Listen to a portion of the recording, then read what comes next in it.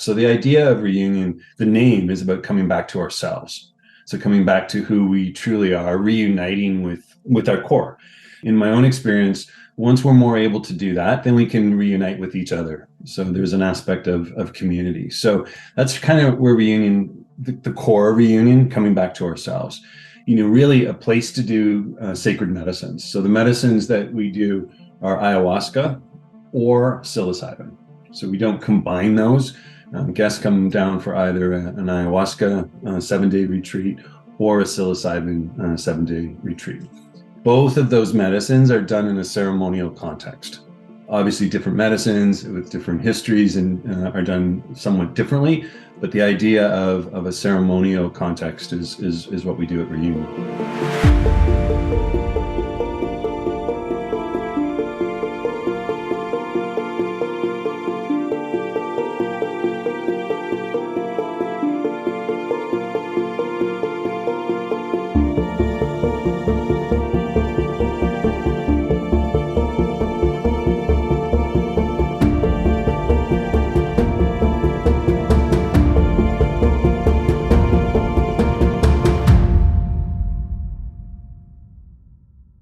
Hi, everyone. Welcome to Psychedelic Conversations. We have a special guest in the house, Brad Wells.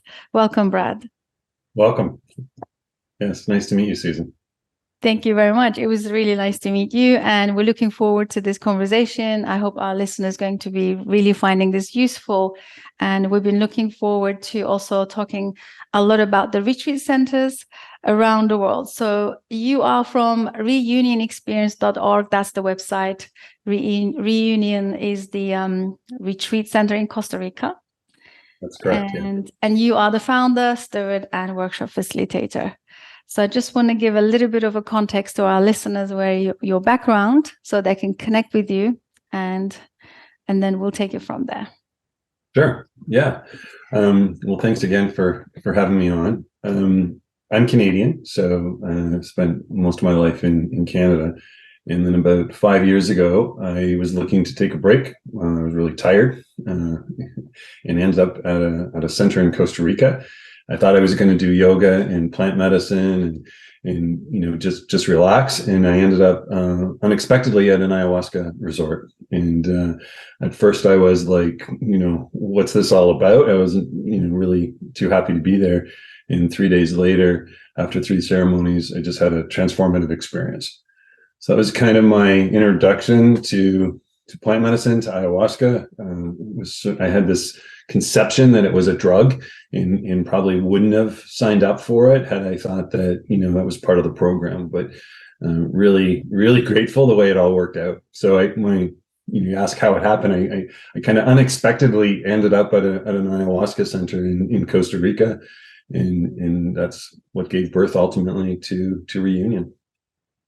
Thank you for sharing. Usually it works out the best when there is an unexpected element to it. I think a lot of people go to retreats or they come to the experience with reading a lot, researching a lot, which is not a bad thing. Usually it's recommended.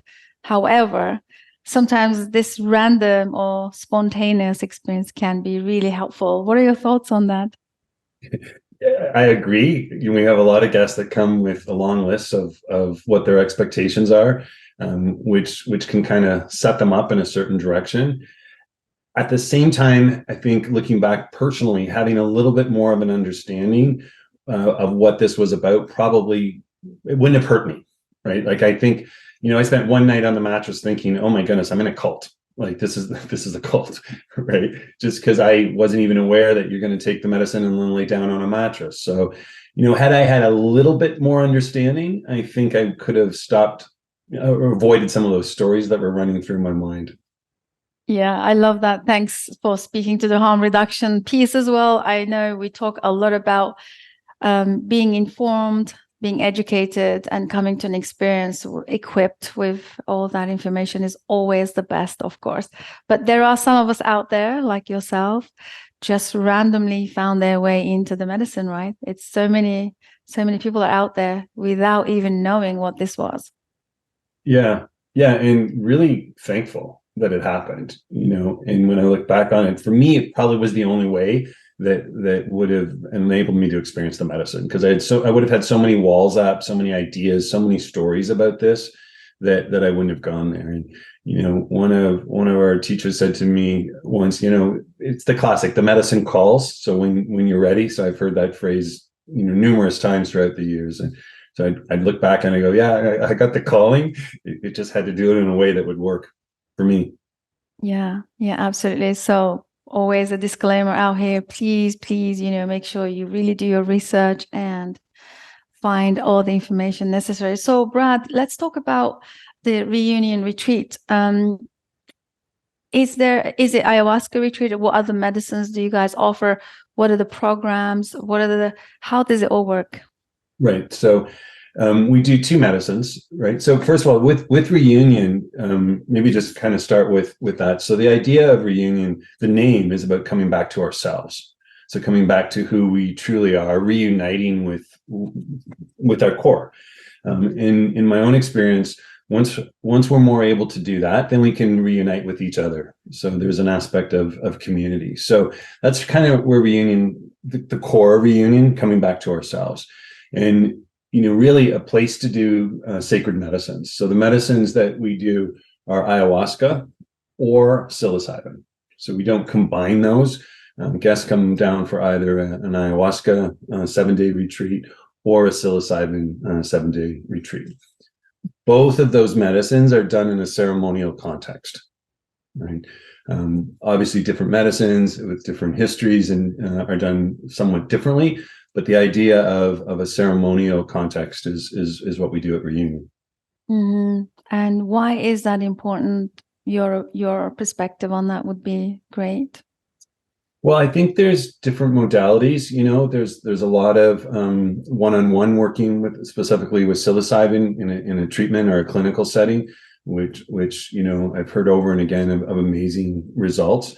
We are very tied to the different indigenous cultures. So our ayahuasca medicine servers, have a long history. They oftentimes have grown up in a village where medicine has, one of our medicine servers, for instance, has been drinking for 36 years. So really part of their culture.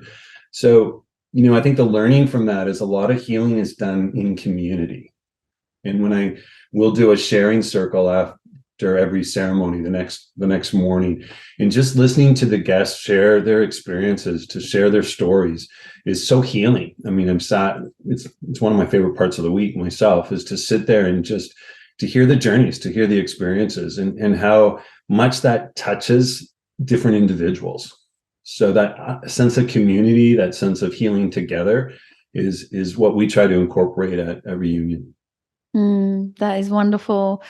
And you mentioned about the therapeutic approaches and different. So what are your thoughts as a larger context? We now in the precipice of what is unfolding in the psychedelic world, and we have clinical settings, we have clinical approach, therapeutic, medical, all kinds. And I really like what you said about the community. I think that aspect seems a bit sort of out far in the distance for a lot of Westerners, because they feel very much isolated and live alone.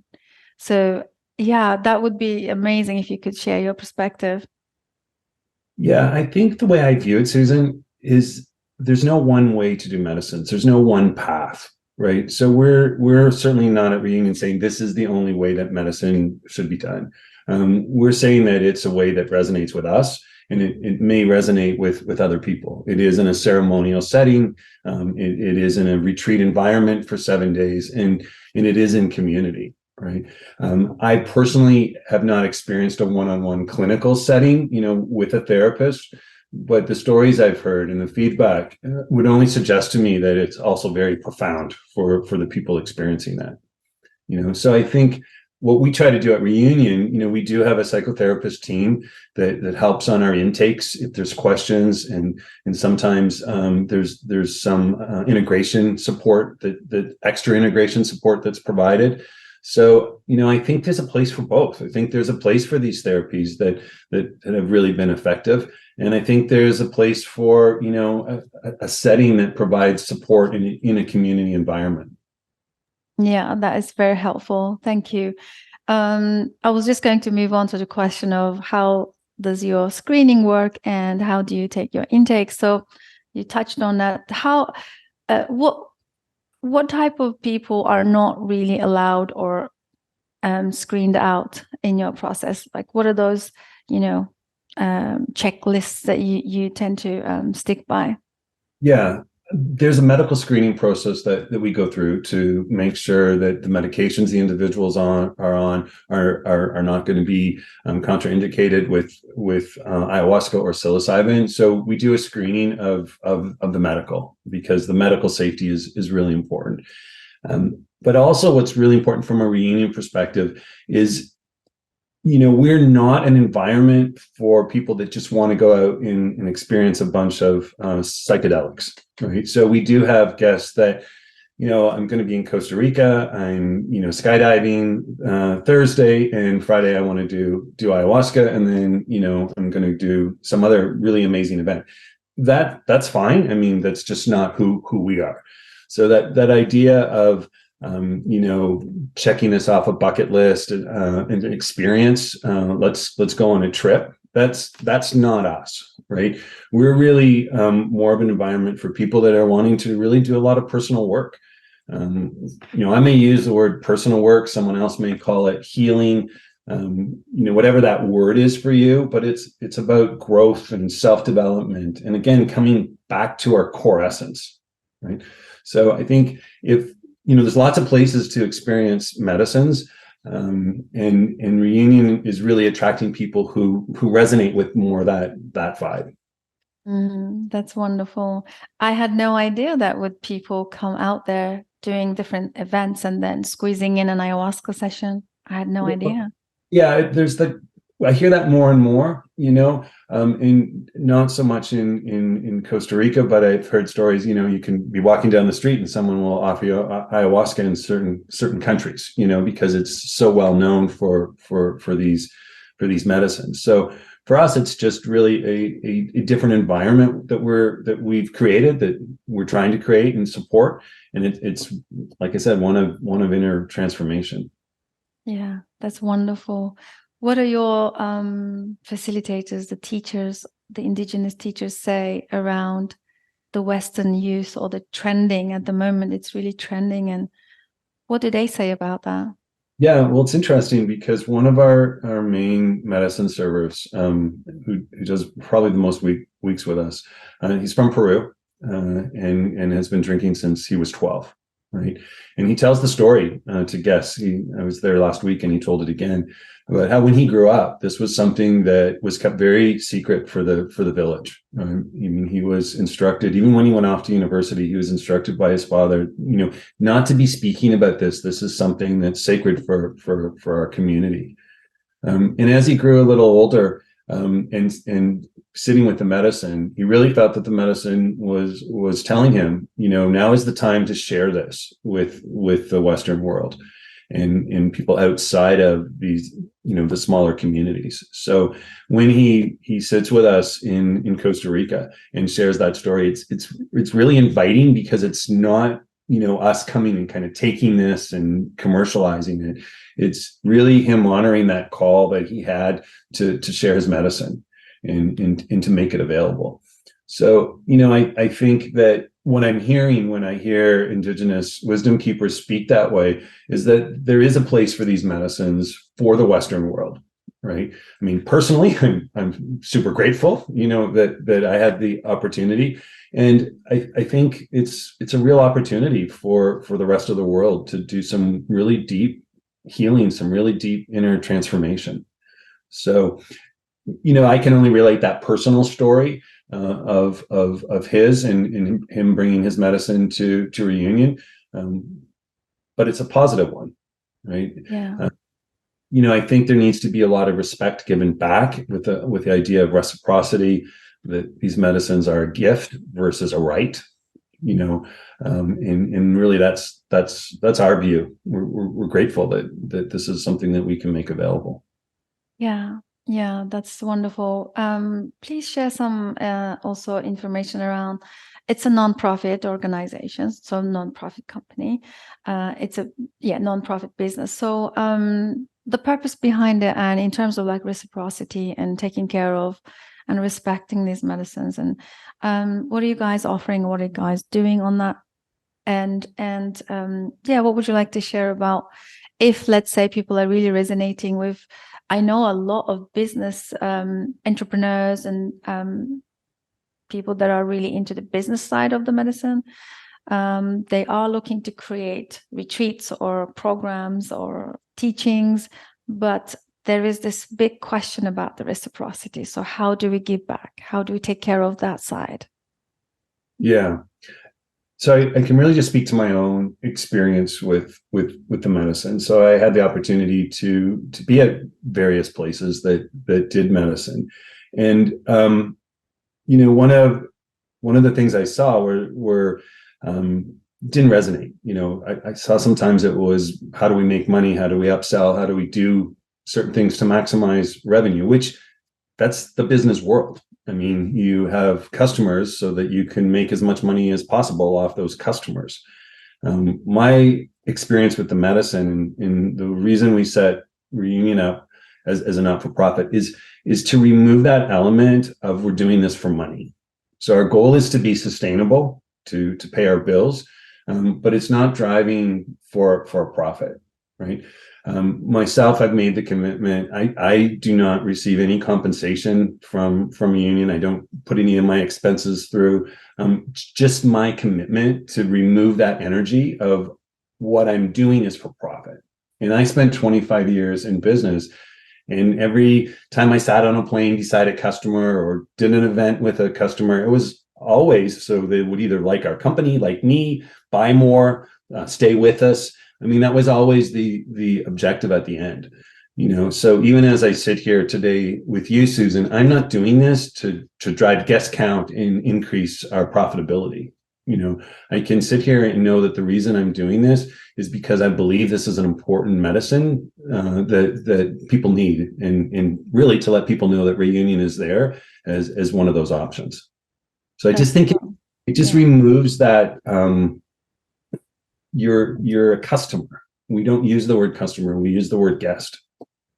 Right. Yeah. I live on the property. We have a number of people, quite a few of our facilitation team and the people that work there live on the property. So for us, this is more of our home, and it's a space that we're opening and welcoming and appreciative that people come and are guests there with us. That's so wonderful. Thank you for sharing. I think when we have our personal stories attached to, or at least if it's the inspiration comes from our own personal transformation journey, there is always this element of wanting to spread the message and creating spaces that so everybody can experience it. There is that drive and inspiration behind it. So I appreciate that. Thanks. Yeah, and just to add to that point, I have seen for-profit medicine centers run very, very well. Right. So, we're not coming at this, or I'm not coming at this from that's not the way to do it. That's not the objective. We're only coming at it from the perspective for Reunion, and where we're at, running this as a not-for-profit is where we want to be. Yeah, that's beautiful. Thank you for sharing that. So just about your let's talk about more of the perspective of psychedelic renaissance, the emerging psychedelic renaissance that everyone's talking about at the moment. Your background is from Canada. So what is it like there in the legal system, and how you move about and talk about these things? What is it like there? Yeah, we're not there yet in Canada from ability to be able to do these medicines that aren't illegal. Canada is regulated on a federal basis, so it's not individual areas that can make these things legal. Like, different states in the US have made psilocybin legal, for instance. In Canada, we're regulated federally. And although some jurisdictions may be more lax than others, it's highly regulated. So one of the reasons that we're in Costa Rica is obviously it's a beautiful country and beautiful people. But these medicines are not considered to be illegal like they are in some jurisdictions. And in Canada, they are considered to be illegal. Right. Love to open a center in Canada, in my home area. Hopefully that day will come, but we've got a little bit of work to do yet. Yeah, yeah. Thanks for sharing that. Yeah, I think it's kind of going into that direction. I think we are going towards that direction. Even having these conversations is huge, as opposed to a decade or 5 years ago, even.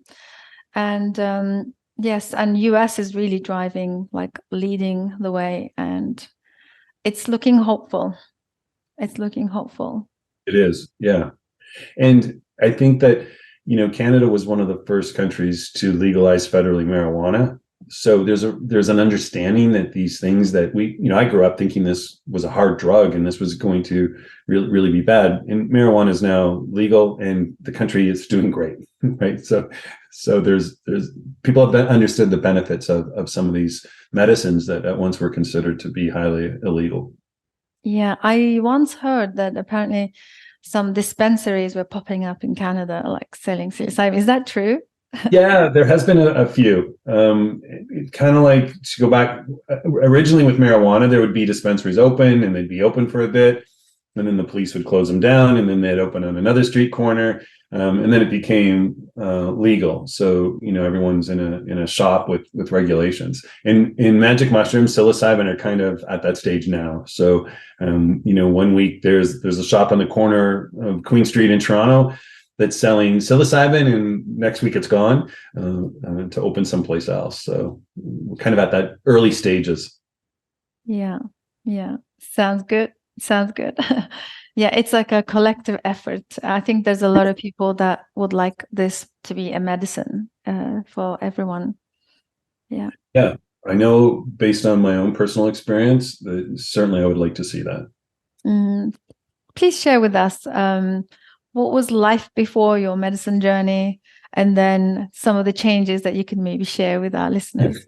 This is a big question for me, Susan. So before medicine, I was an entrepreneur, business person, really dedicated to growing the different businesses I was involved in.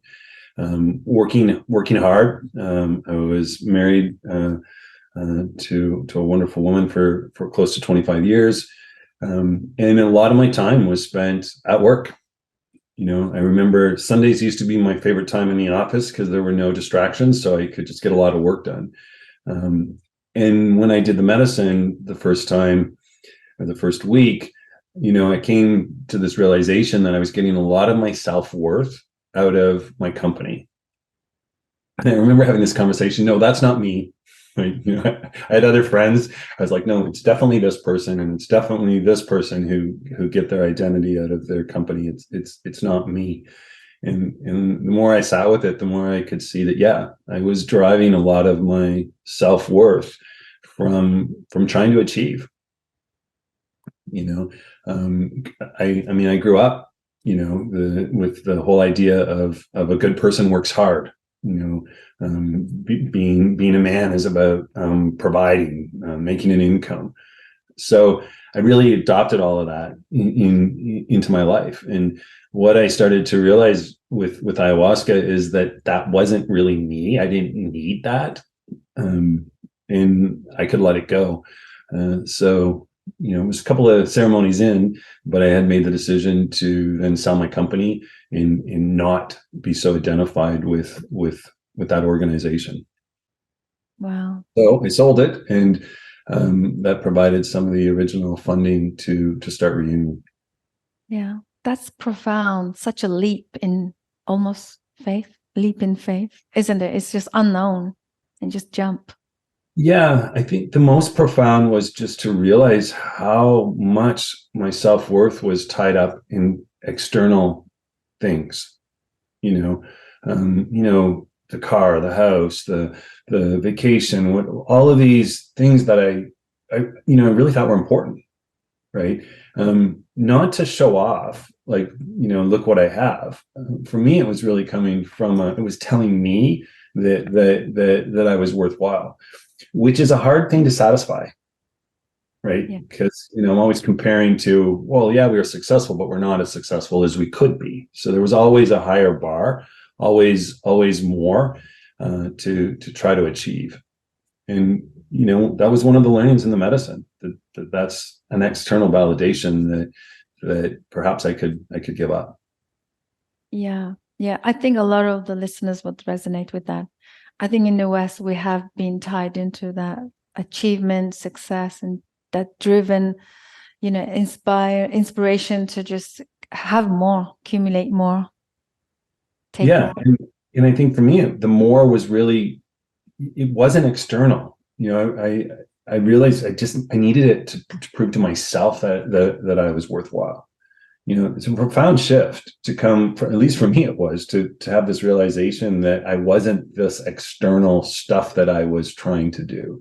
And again, that's the name Reunion. Coming back to myself. Was for me a big leap. Yeah, to your point. Yeah, it was a big leap. Yeah. What about your family and your friends, social connections? How did they receive it? Because usually I get stories that people, when they make such a radical decision, there's a lot of pushback or at least criticism or rejection, some sort. Well, I think I did the initial, first couple of times doing the medicine. I'm back home and like, oh, you should do this. You should do it. Kind of the talking it up so much. And after, a number of that, I could see that people were receptive, some weren't. People didn't understand it. And I just kind of decided to let that go. Like I would just live my life and, people ask, what I was doing or why were these changes. It seemed to be a more receptive conversation than me having to tell them, because I really did come back with, oh, you should do this, right? And what I've come to learn is, people should do what they're called to do, and to give space for that. I think for me, the biggest transformation, Susan, or that was a big leap coming, from entrepreneur and CEO to, working with the medicines. But, just to share a little bit of my personal story, I was sitting one night in an ayahuasca ceremony and I started to realize just how much I didn't like myself, right? And I've always known that, but I just didn't realize the depth of it. And for me, when I am sitting with the medicine, it's almost like a conversation. It's not out loud voices, but, it certainly is a dialogue. And I heard again, no, you really don't like yourself. And I'm like, yeah, I know, kind of wanting to shut it down. And then I sat there and I was like, oh my God, I hate myself to the core of who I am. Right. And I remember thinking to myself, this ayahuasca doesn't work. I've sat with the medicine and here I am hating myself this much. I'm going to stop doing this. This isn't good for me. And what I heard from the medicine, it's because you've sat with this medicine that you can finally deal with this and address this. And for me, I knew from an early age that I was gay, but I buried that deep, right? I grew up in a home where, gay people were going to hell. There was just no room for anything else. So, my story, if I were to use that term, is not that the medicine outed me because I had a clear choice. I could go home and resume the life I had, or I could choose to live more in integrity and more authentically and come out as a gay man. So that was probably the biggest decision. Selling, in hindsight, selling the company, as much as that was tied to my identity, that was probably the easy part. Okay. But really coming to terms with who I was authentically, the medicine helped me see that. So, not only did I end up doing plant medicine, I sold the company and came out as gay all within a short period of time. Right. So that was the transformative part. Not an easy journey, right? But one that I would never go back on, and one I am really grateful for. Yeah, I really appreciate your, openness and being able to share this with our listeners. I agree with you. I think changing countries, homes, jobs, and friends, even for that matter, is okay. It's less of painful journey. I think claiming our space and our authenticity in this world is the hardest. I think that's a lot of our listeners also are people that are coming to the medicine are struggling with. It's some of the experiences I get to hear a lot, Brad, is about this message coming in to stay safe and small. Like, don't talk, don't do much, be invisible, stay small and safe. Don't let anyone know your real deep, honest feelings about yourself and your authentic personality that you are, or the person that you are. I agree. That is the struggle. And people are in talk therapy. They do it for 5 years, 10 years. Nothing really changes or shifts. But there's something about these medicines that can take us to that core real quick.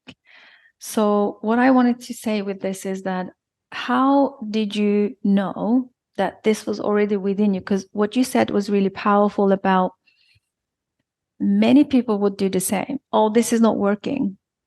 I'm getting more hate. I'm experiencing more negative things. This medicine is not working. I can't, some people come to medicine wanting to feel euphoric, change overnight, paradigm shift within a few hours. And they want to overcome their problems, these existential problems. And when the medicine reveals their stuff, it's been labeled as a bad trip now.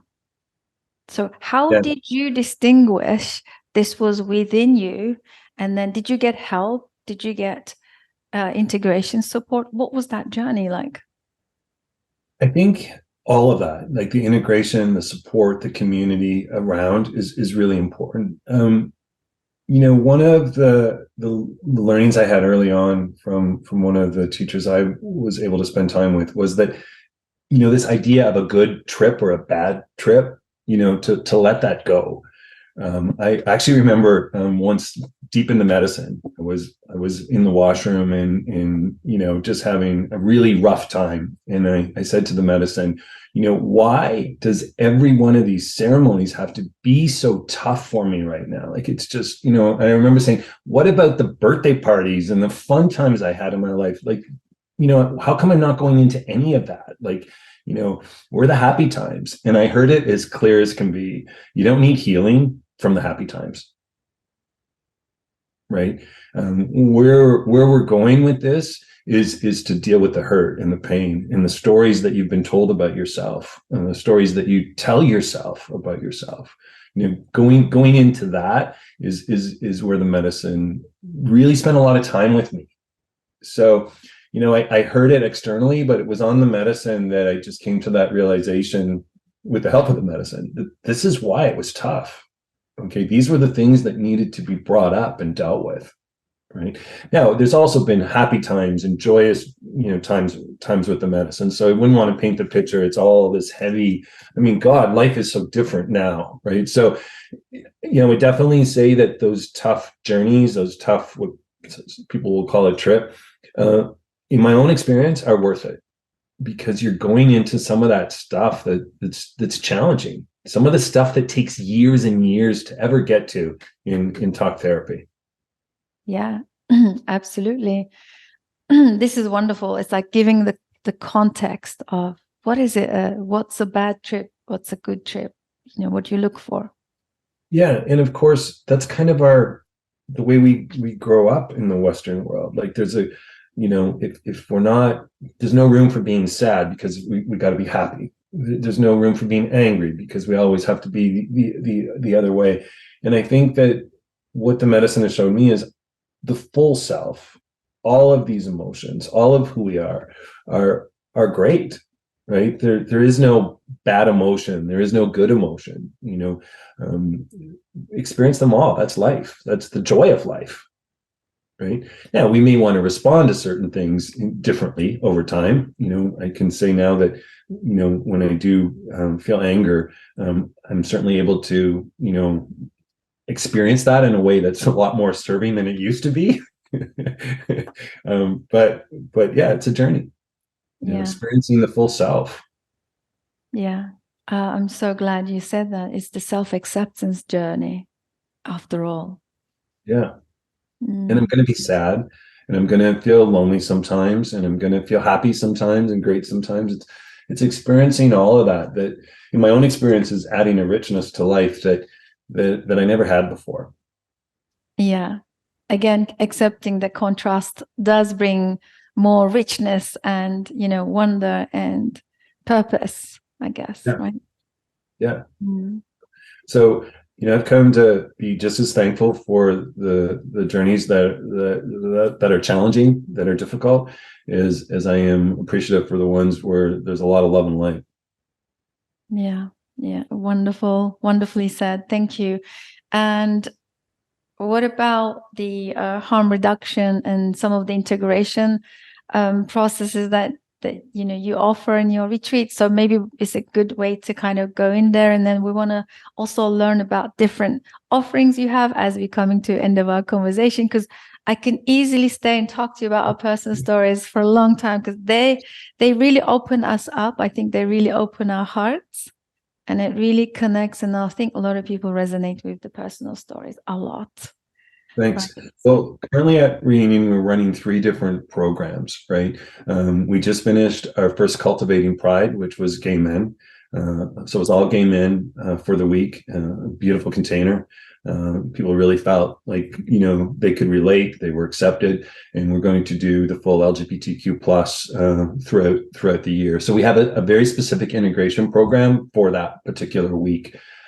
Designed with a lot of the workshops that we did. We did a shame workshop, for instance. Then there's integration support around those workshops. Then we have what we call Awakening Leadership. It's a program for business leaders and entrepreneurs, and that has its own integration program. Around the content of that week. And then we have a regular integration program. Each of those are a minimum of 4 weeks to give support, to help integrate afterwards. That's where the change, in our experience, in my experience, that's where the change takes place.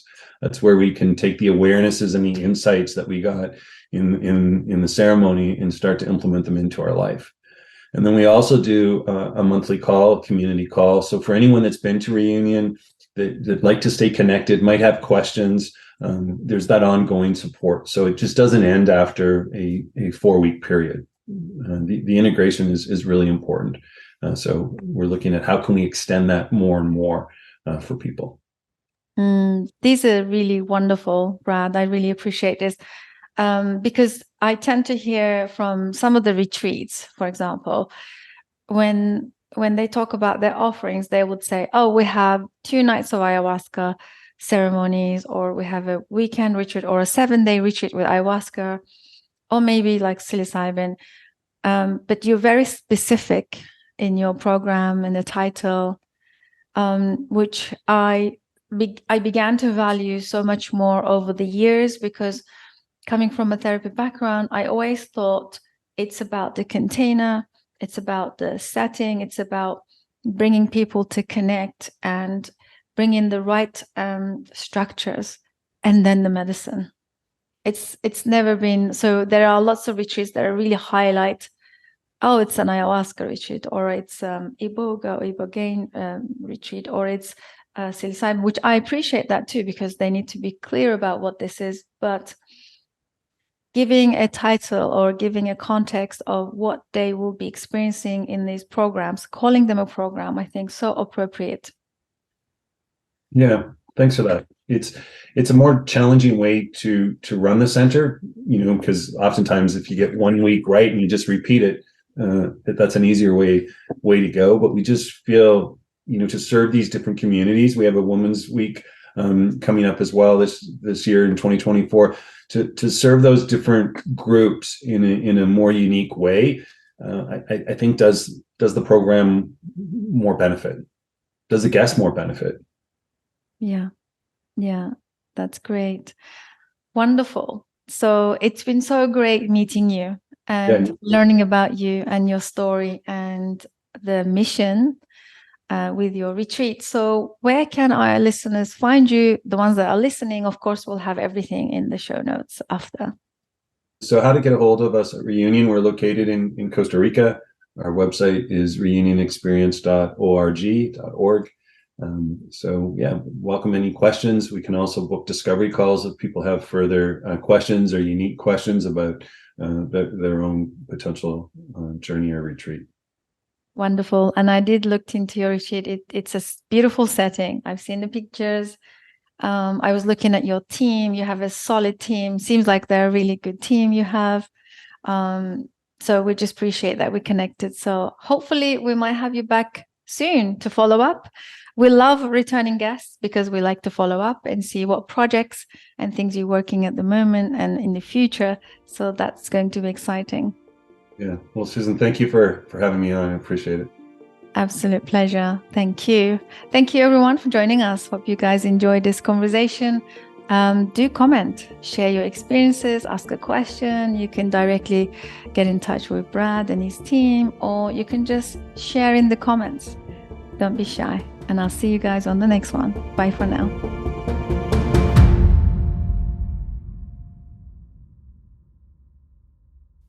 Thank you so much for joining us. Psychedelic Conversations podcast is designed to educate, inform, and expand awareness. For more information, please head over to psychedelicconversations.com. You can also share with your friends or leave a review so that we can reach more people. You can also join us in our private Facebook group to keep the conversation going. This show is for information purposes only, and it is not intended to provide mental health or medical advice. Thanks for listening.